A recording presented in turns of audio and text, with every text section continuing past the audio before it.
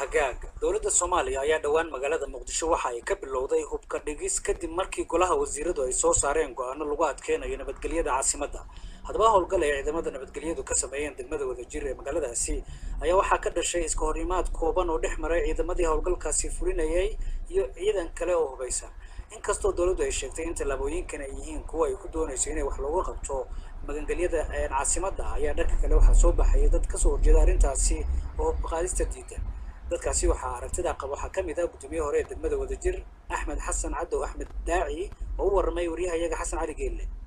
wallahi waa fiican tahay hubka dhigis in la sameeyo laakiin hubka waxaa fiican in cadowga horta laga dhigo awoodda cadowga la wiiqo awoodda cadowga markii la wiiqo ka bacdi suuqsaqajaanka iyo burcadda hubka laga dhigo laakiin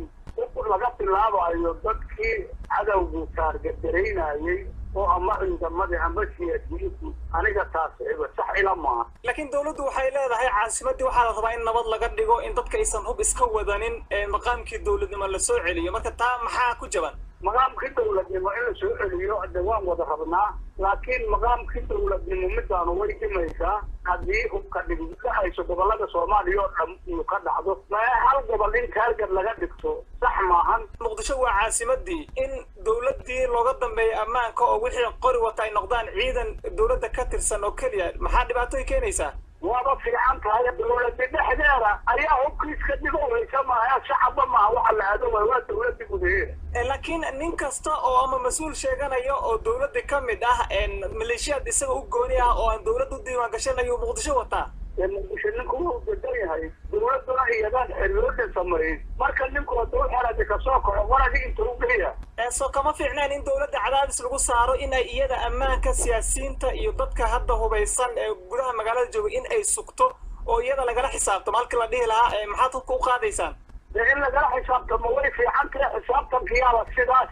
dadka inaan baylaha looga dhigin cadowga oo dadka hadda warayaa lagu dilo waayaa cadowga saantoo rey ku dilin waayo waxaan ka hadlayno marka in cadowga yalla way qoorta cadowga dalka laga saaro kabacdi waxa kale loo soo dhigto waayo waxaan ka hadlayno ma dawladnimada waa dadkahay oo sida loo soo dhaweeyay madaxweynaha Soomaaliya dawladdu hadda waxay ku adkaysanaysaa inay tallaabadaasi qaado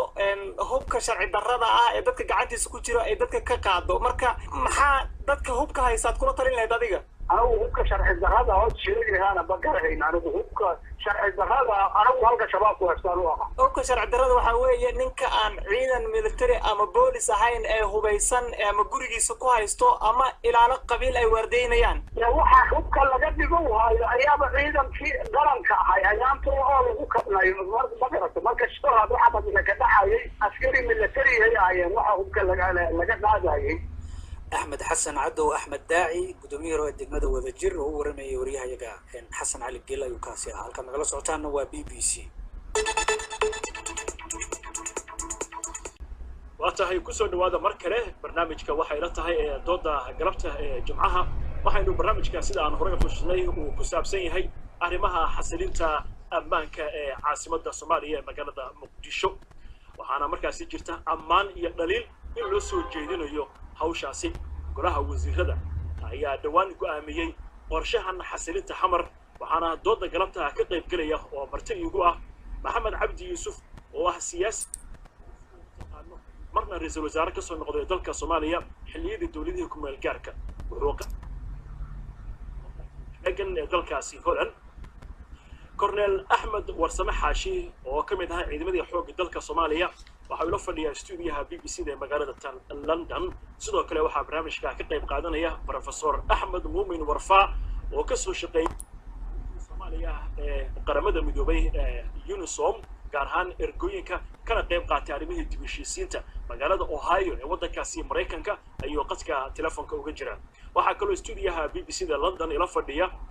xildhibaan Maxamed Amiin Sheekh oo ah senator ka tirsan aqalka sare ee baarlamaanka Soomaaliya ahna gudoomiyaha guddiga difaaca iyo amniga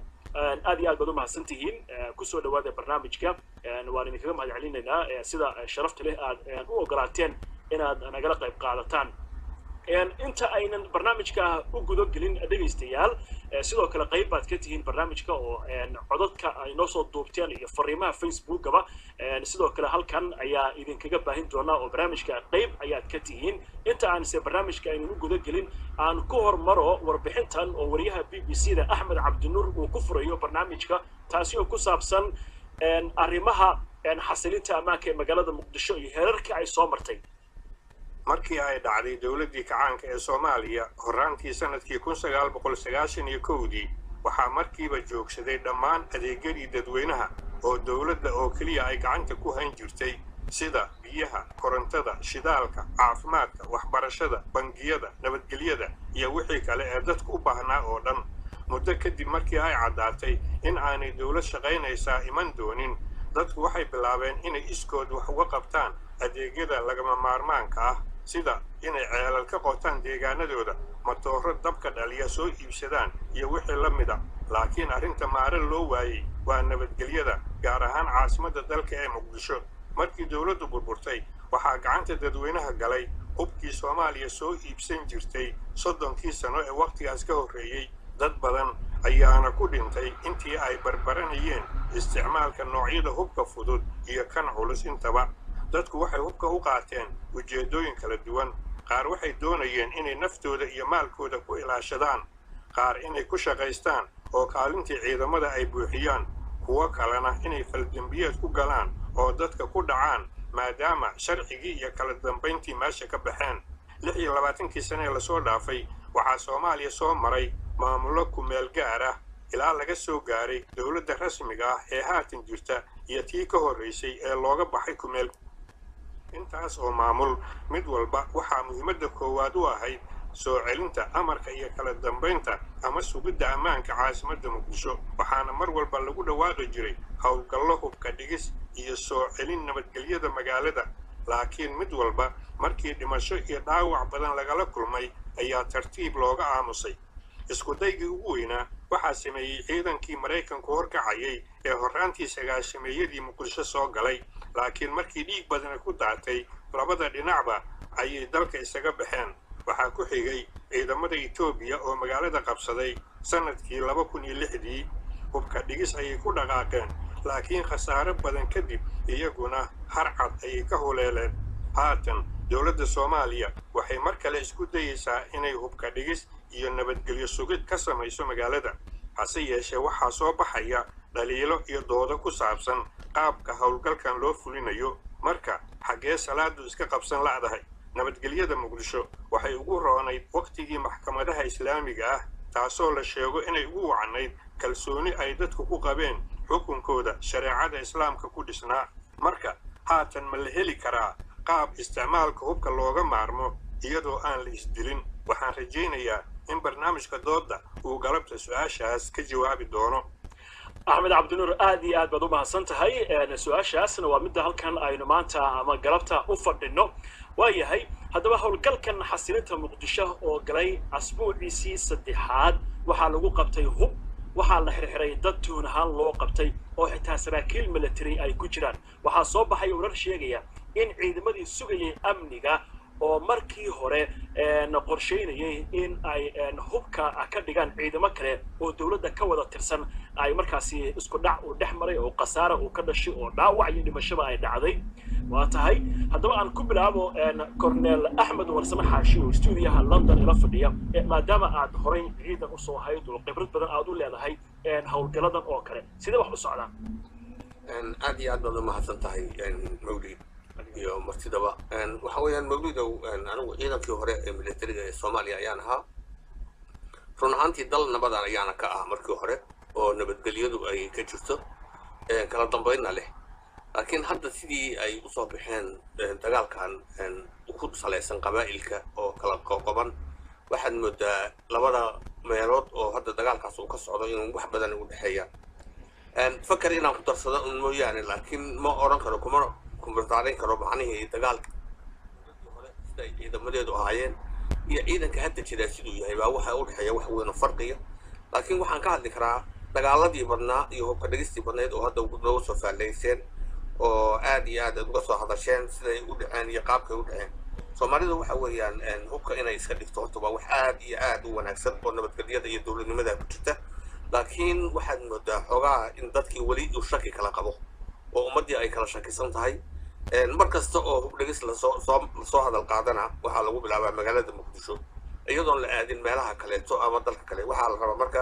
dadkii waxay qaateen tuhun gaar ah oo ay leeyihiin dadkaan reer muqdisho haddii hubka laydinka dhigo dad kale ayaa laydin gacno laabaya macno noocaasa meesha ku jira baan isleeyahay laakiin dowladnimadu aad bay ugu fiican tahay in hubka la dhigo waayahay aad iyo aad baad u mahadsantahay colonel axmed arrimahaasi dabcan si weyn ayaan uga doodi doonaa waxaan jeclahay inaan u wareego professor axmed warfaa waddanka maraykanka ayaad joogtaa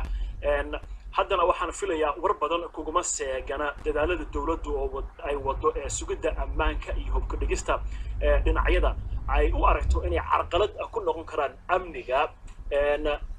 ma aaminsan tahay intani ay tahay tallaabadii saxanayd ee loo baahnaa inay dowladdu bilowday marka hore howlwadeenada b b c waan salaamay khiyaarta meelo kala duwan uga jirta muxuu ahay dood wadaagana waan salaamay marka labaad muxuu ahay dowladdu siday u qorayso qoritaanka waa sax in nabadda lagu soo dabaalo muqdisho laakiin ereyga la yidhaah hubka dhigid iyo xasilinta muqdisho hala kala saaro una fiirsada ereyada sababtoo siduu axmed cabdinuur u sheegay dadku saddexdii ujeedda ay u qaateen hubka weli sidii u taagan yihiin meel kastay joogaan soomaaliya marka waxaa la rabaa markaad hubka dhigayso saddex shayba waa loo baahan yahay horta marka hore in dadka loo sameeyo wacyigelin sababta loo dhigaa hubka marka labaadna faa'iidada ku jirto marka saddexaadna hubkan gacanta uu ku dambayn doono waa in la qeexa horta marka hore marka ku xigtana waa in dadka hubka laga dhigaa dhaqan celin loo sameeyo marka ku xigtana waa in dadkii noloshoodii kaloo hubka u qaateen la maareeyo bedelkeed la keeno laakiin hub la iska dhigo haddaad maqasho iyo muxuu ahay hubka oo muxuu ahay xasilin haddii la yidhahdo laba erey oo aan shaqo isku lahayn qoraalka oo aan shaqo isku lahayn fahamka waayo marka sida dowladda hadda u qorayso oo ah qofkii qoray wato oo suuqa la maraa oo burcadaynaa oo ciidamadii shaqaday qaban lahaayeen isagoo qabsanaa oo habeenkii wax ku dilaa maalinta wax ku dhacaa in la xakameeyo waa fiican tahay marka anuu ayaan dhawr qoraal aan ka sameeyey hubka dhigidii aan la isticmaalinaan soo jeediyey sababtoo ah si qofka hub looga dhigo ama waa in isagoo wata laga dhigo ama waa in garaashka uu ku kaysada looga daba tago ama waa in bakhaarka ugu jiro ama gurigiis waa in la galo hubka dhigid waa wax weyn oo mashruuc weyn oo jamciyadda qurumaha ka dhexaysa ayba muxuu ahay hawsha ku wada oo adduunka ku kala maarayso waayo waxaa loo baahan yahay marka hubka dhigis caam ah waa in uu ka horeeyaa dib u heshiisin labo markas labaadna waxa waaye waa in dalka si caam ah muxuu ahay hubka dhigista ay uga bilaabato ama qori ha la qaado ama toori ha la qaado ama bustoolo ha la qaado ama taangi ha la qaado sababtoo ah hubkii siduu dadka ugu galay oo weli u jira cid ka qaadayna ma laha marka waxaan qabaa aniga dib u heshiisiin inay ka horeyso hubka dhigidda xakamaynta iyo nabad kusoo dabaalidda xamar waa si fiican u dhawaaqaysaa inay shaqaynaysana waa ilata waayahay aad iyo aad baad u mahadsan tahay professor warfaa sidaasi qadka ugu jir waan kugu soo laaban doonaa waxaan jeclahay inaan u wareego dalka holland maxamed cabdi yuusuf rugacdaa baa tahay xildhibaan ayaad ahayd muqdisho tan iyo ilaa iyo burburkii cidna kaagama badnaa arrinta nolosha iyo duruufaha xaaladda magaalada nolosheeda marna way kacaysay oo marna way kufaysay bal marka wax hore waxaan ku weydiiyey ogaalka ma tahay arrintan arrin ku habboon xilligeedii in arrintan dowladdu ay tallaabadani qaado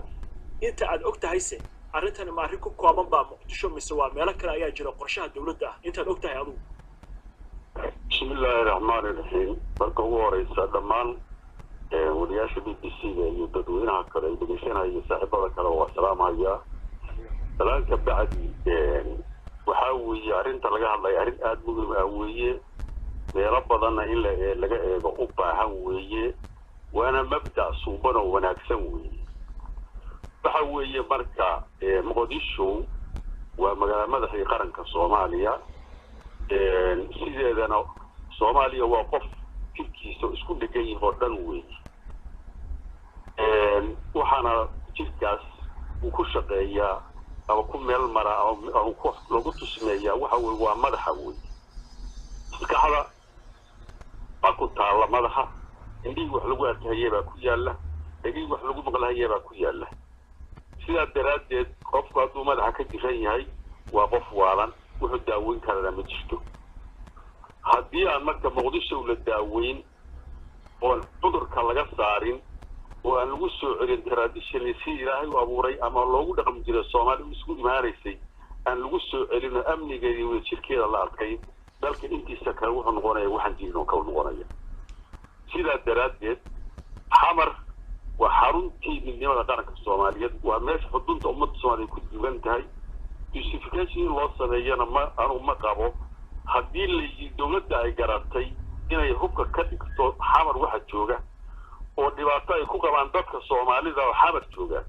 dhibka ugu weyn dadka xamar jooga ku dhacay intii dowladda dhex ay ku dhuftay waa magaalada habeen keliya nabad aan ku soo hoyeen oo maalin walba dadkeenay ku dhimanayaan oo laamiga dhiigooda ku daadanay aad maraysid oo lagu qosqoslayo oon dan laga lahayn waxaana samaynaya waa dad yaroo kooban oo wejiyaal badan ku shaqaynaya oo magacyaal badan la baxay ama qarsoodi ku shaqaynaya wey waxaana diitima u noqonaya waa dadka weeye shacbiga oo meesha ku nool masaakiinta oo soomaalida wey oo u baahan nabad iyo ammaan inay ku noolaadaan sidaa daraaddeed xamar haddii la soxo amnigeeda la ilaaliyo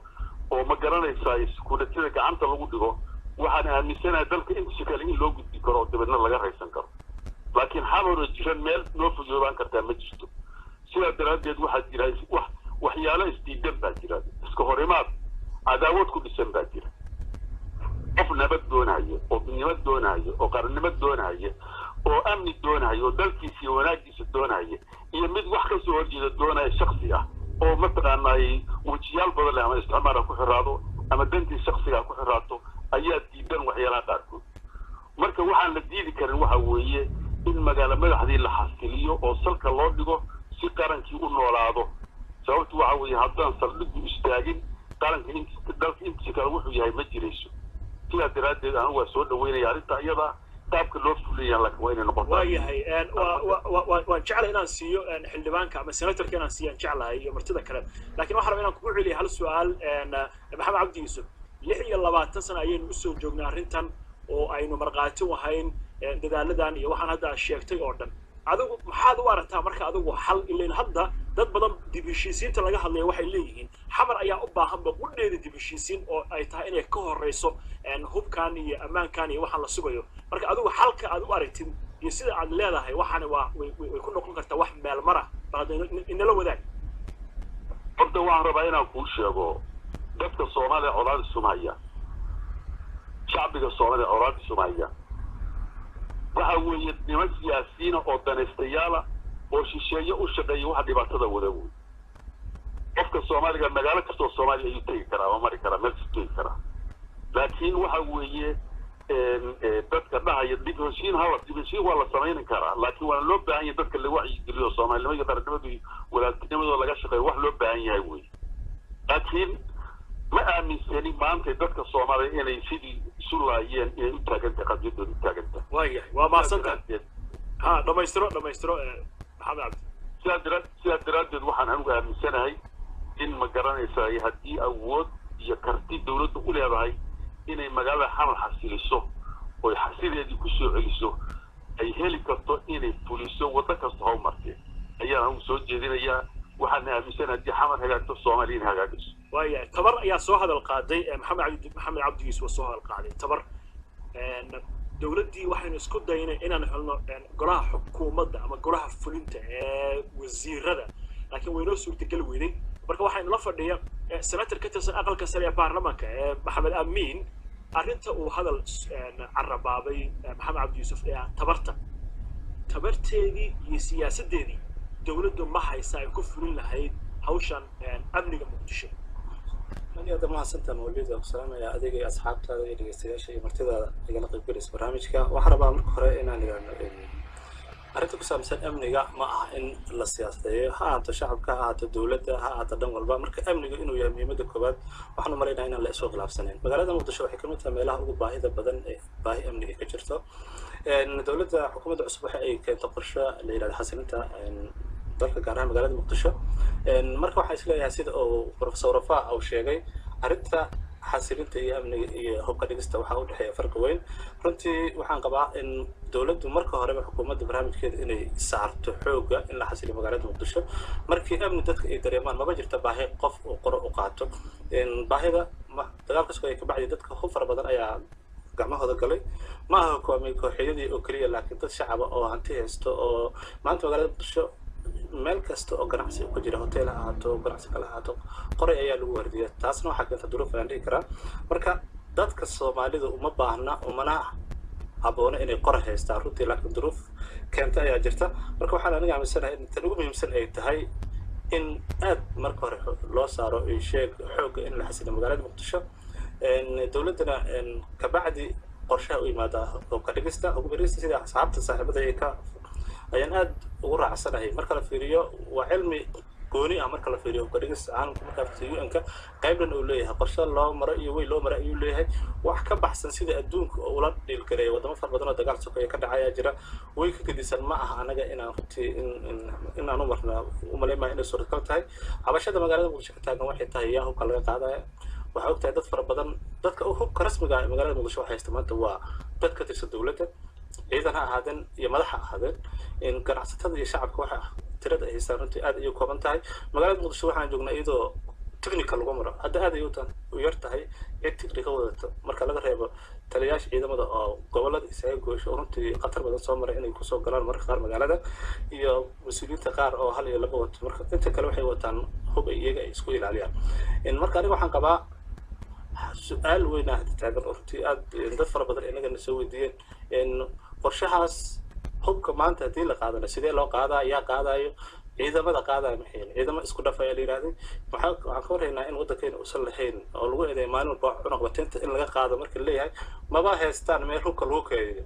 infrastructure uma dhisna qorigaan haddii la qaado yaa qaaday intuu geynaa waxaa taas soo dheer dad fara badan oo soomaaliya hubka way iibsadeen hubkii qarash oo kale intaas kale ma la iskala wareegaya waddanka ma la maray processada rasmiga ee la maro runtii culeysyo fara badan ayaa arrintaas ka taagan waxaan aaminsanahay in oo si guud ay dowladdu habboon tahay in xoogga loo saaro in la xasiliyo magaalada muqdisho lana kasbado shacabka uma baahna inay qaato kasbashada ayaa soo hadal qaaday dowladda adiga ayaa hadda nagala jooga dowladdu ma samaysay wacyigelintii loo baahnaa oo ahayd in dadka laga dhaadhiciyo waxaana inay dan u yihiin waxaana ay tahay arrin guud oo Soomaaliyeed oo caasimadda xasilinteedii iyo amnigeedii uusan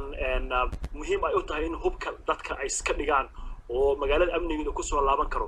arrintaasi dowladdu jihadaas ma qaaday mise way iska qaaday hawshiyo iyadoo aan wacyigelin samayn oo tashi samayn oo siyaasad aan isticmaalin ayay tallaabadii qaaday marka la fiiriyo dhinaca hubka dhigista ma qaadin dowladda laakiin arrinta xasilinta wax bay ka bilowday waana tan shacabka ay soo dhaweynayaan in xasilinta marka hore xoogga la saaro ana aaminsanahay inay tahay tan saxda ah kabacdi waxay u baahan tahay wacyigelin badan in hubka dhigista la sameeyo waxa aan laga maarmaan ah marka xukuumadda in ay qorshe cad ay keento qorshahaasna ay golaha wasiirada ay u soo gudbiyaan labada gole ee dowladda lana ansixiyo hubka dhigista marka la sameynayo ay noqoto mid weyn loo raacay ay tahay Soomaaliya oo dhan ayaa hubku yaala magaalada muqdisho hubku badnaato waa in hal mar istiraatiijiyo guud dowladda oo hubka dhigista lagu sameynayo la sameeyo in cudurdaar u sameeymayna hub si qaldan ay cid u wadato laakiin waxaa muhiim ah waxaa ka waraysaa laba kun ilaa hadda waxaa jirta mas-uuliyiin badan oo Soomaaliyeed ka soo qabtay dowladda xeerar kala duwan oo aan hadda haynin jaga marka la fiiriyo ragga shabaabka ee target gareysanaya madaxda Soomaaliya dhammaan target ay yihiin haddii aad tiraahdo cid waliba waan ka qaadaya ama guriga uga tagasho meel kasta uga tagtid ammaankeeda runtii mas-uul kartid laakiin waxaa aniga ila muhiimsan saxna ah in amniga la sugo in sida aa uga hadasheen warbixinteena dheereed oo laga soo bilaabay UNITAF ilaa la soo mara maxkamadihii ilaa xukuumadii Ali Maxamed Geedi oo ra'iisul wasaaraha ka magaalada muqdisho ka dhigista ka bilaawday intaba sidii la rabo uma shaqeyneen waxaa muhiim ah dadku in ay daacad ka noqdaan xataa maxkamadihii oo ilaa xad kalsooni shacabka ka helay hubka aruuris oo sax ah kama sameynin maxaa yeelay marka hubka aruurinaysa wuxuu u baahan yahay qorshe dheer wuxuu u baahan yahay istiraatiijiyad fog waxaa si dheer oo Soomaaliya u sii dheer waddankan oo dagaal sokeeye ka dhaca waxaa laga maarmaan ah in aan runtii Soomaalida ay u aragto in dantooda ay ku jirto inay hubka iska aruuriyaan waana soo jeedinayaa in shacabka magaalada muqdisho ay xasilinta magaalada ay kala shaqeeyaan xukuumadda ay soo dhaweeyaan arrinta hubka dhigistana waxa aan jeclaan lahaa in ay maaragtay u baahan tahay shaqo dheeraada u baahan tahay in la waafajiyo qorshayaasha caalamiga ah ee loo raaca hubka dhigista oo aysan iska naqan wax caadifo iyo sarfudeed waa maasan tahay waad maqlaysay cornel xildhibaanka iyo maxamed cabdi yuusuf iyo professorka labadaba saddexdood maqlaysay maxaa adiga kuu muuqda marka aad iyo aad baad u mahadsantihiin horta si fiican bay uga hadleen run ahaantii dadkuna waa isku fakar dhow yahay fakarkuna aad buu isku saaran yahay anigu marka horena waan ku bilaaba waxaan ku yidhi dowladdan horta waa dowladdii ugu taageerada badnayd ee shacabku ay taageeraan waxa lagu magacaabaa in la yidhahdo dowladda shacabka oo shacabkaa doortay maantana waxaad moodaa daldalool badan markii hubkaa la soo qaaday dowladda inuu soo gaaray sababtu u soo gaarayana waa waxaad dareemi karto hubkaan la qaadayo siduu professorku sheegay warfaa hubkan la qaadayo horta meesha la dhigaya waa in la helaa kow laakiin wajahadda ay hadda dowladdu u wajahday oo tiri hubbaan qaadaya waxa uga wanaagsanaan lahayd dowladdu inay tidhaahdo hubka wixii aan ahayn mas-uuliyiin gacanteed ku jirin baan qaadaynaa macnaha waxa weeyaan waxaan mas-uuliyiin gacanteed ku jirin waxa weeye dadka ganacsatada hubkooda in la yidhaha meel dhigta dadka mas-uuliyiinta la yidhahdo hubkii naxariista dadka muxuu ahayey dadka mutakarka ah oo lagu aamini karo hubka markaas waxaa bannaanka u soo baxaysa dadkii tuugada ahaa ama dadkii aan ka sharciyaysnayn oo hubkaan sharci darrada ku haysto dadka ku leynayay ayaa bannaanka ugu soo bixi lahaa marka hore in kuwaas la qabto ayaa ka wanaagsanaan lahayd laakiin haddii la yidhahdo hubdhigis safaynahan maraynaa waxa weeyaan waa wax aan suuragelayn run ahaantii waa wax wanaagsan wada way wanaagsan tahay laakiin see ku suuragelaysaa wey waa wanaagsan tahay in hubka la dhigo waa wanaagsan tahay dalka inuu nabad helo mar walbana waa lagu celcelinaya dadku waxay ku celcelinayaan inay wanaagsan tahay in nabad la helo laakiin see loo helaya waxa weeyaan maamul goboleedyaa ka jira dalka waad ogtihiin dowlad dhexe oo soomaaliyeed oo dadka dhan isku raacsan yahay oo muxuu ahay laleeyahay waa la wada taageeraya meesha joogaan meel qabiil walba waxa uu xaraysan dowlad oo madaxweyne iyo wasiirro iyo xildhibaanna meel ku haysta hub iyo ciidanna ku haysta welina dadka dib u heshiisiin looma samayn run ahaantii oo waxa weeyaan iyada ruuxeedii baan weli aan la fahmansanaynba sida dib u heshiisiin loogu samaynayo waxaad garan kartaa halkan 10 madaxweyne maalin walba la yeerinaya ayaga dhexdooda iyo dowladdii dhexa isqabsanaya maalin walba hubkan marka haddii la yidhaahdo dadkaan xamar jooga waxay fiirsanayaan gobollada kaleeto ama dadka kaleeto oo maamulada haysto hubka haystay fiirsanayaan haddii annaga hubka yaga la qaado waxaa imaanaysa in dad kale gacanta loo geliyo oo hubkaas anagoo gacana bannaan gacanaha naloo banaynaya marka aniga waxay la tahay istaraatiijiyadan hadda lagu bilaabay hubka waxaa ka horreysa sida professorku sheegayba in wacyigelina la sameeyo dadka mas-uuliyiinta ama ganacsatada ama mas-uuliyiintii hore oo hubka haysatan liira hubkii naxariista waayahay aad iyo aad baad u mahadsan tahay cornel axmed warsame waan kugu soo laaban doona dhegaystayaal halkan naga dhegaysanaysaan waa b b c london saacadda afrikada bari waxa ay tilmaamaysaa 5:00 iyo barkii